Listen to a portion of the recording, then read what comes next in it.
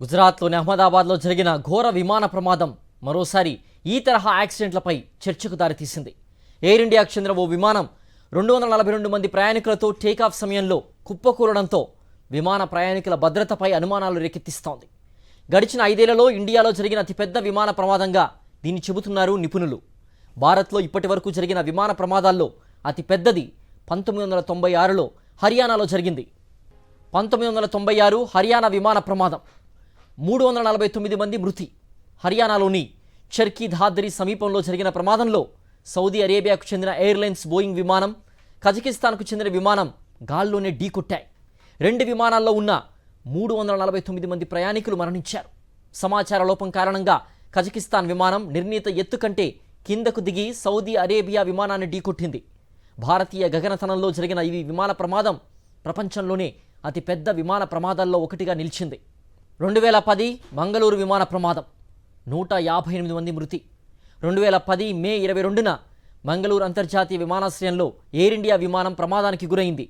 భారతదేశంలోని అత్యంత ఘోరమైన విమాన ప్రమాదం ఇదే. దుబాయ్ నుంచి మంగళూరుకు వస్తున్న ఈ విమానం రన్వేపై సకాలంలో ఆగలేకపోయింది. రన్వేను దాటి లోయలో పడింది. ఆ వెంటనే దట్టంగా మంటలు వ్యాపించాయి. 166 మంది ప్రయాణికులున్న ఈ విమానంలో 158 మంది మృతి చెందారు.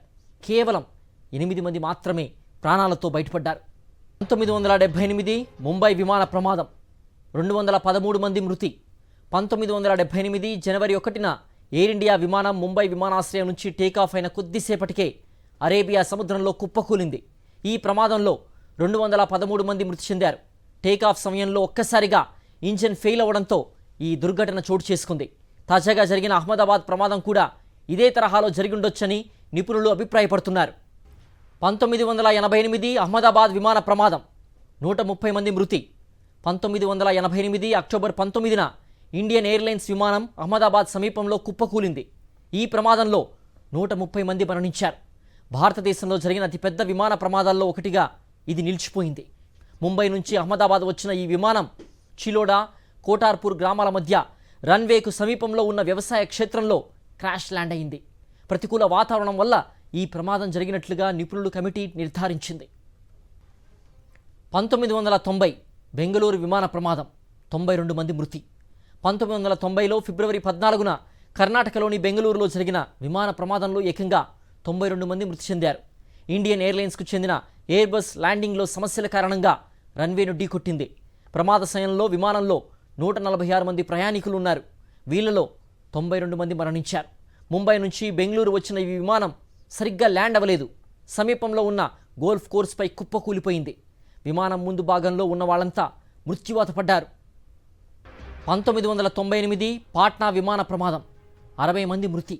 బీహార్లోని పాట్నా ఎయిర్పోర్ట్లో జరిగిన విమాన ప్రమాదంలో 60 మంది మృతి చెందారు. 55 మంది ప్రయాణికులతో ఉన్న అలయన్స్ ఎయిర్ విమానం ల్యాండింగ్కు ప్రయత్నించి జనావాసాలపై కుప్పకూలింది. విమానంలో ఉన్న 55 మందితో పాటుగా విమానం కూలినప్పుడు సమీపంలో ఉన్న మరో 5గురు ప్రాణాలు కోల్పోయారు. ఇండియాలో జరిగిన అతిపెద్ద విమాన ప్రమాదాల్లో ఒకటి మహారాష్ట్రలో జరిగింది. ఇండియన్ ఎయిర్లైన్స్కు చెందిన విమానం టేకాఫ్ అవుతున్న సమయంలో అనుకోకుండా రన్వే పైకి వచ్చిన ట్రక్ను ఢీకొట్టింది.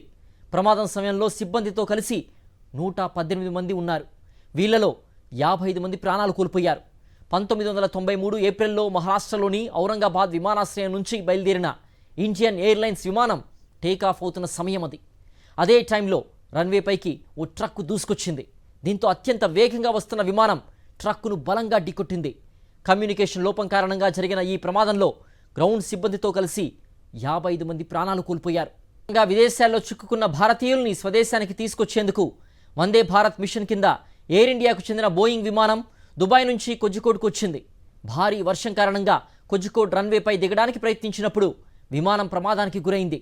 రన్వేను దాటుకుని 30 అడుగుల లోయలో పడింది. ఈ ప్రమాదంలో విమానం 2 ముక్కలైంది. ఆ వెంటనే మంటలు చెలరేగాయి. ఈ దుర్ఘటనలో 21 మంది మరణించగా 100 మందికి పైగా గాయపడ్డారు.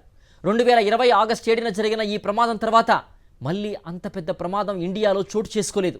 ఇప్పుడు అహ్మదాబాద్లో జరిగిన ప్రమాదమే ఈ 5 ఏళ్లలో అతి పెద్ద దుర్ఘటన. కేవలం ఈ 5 ఏళ్లలోనే కాదు, భారతీయ విమానయాన రంగంలోనే ఇది అతిపెద్ద దుర్ఘటనగా నిలవనుంది.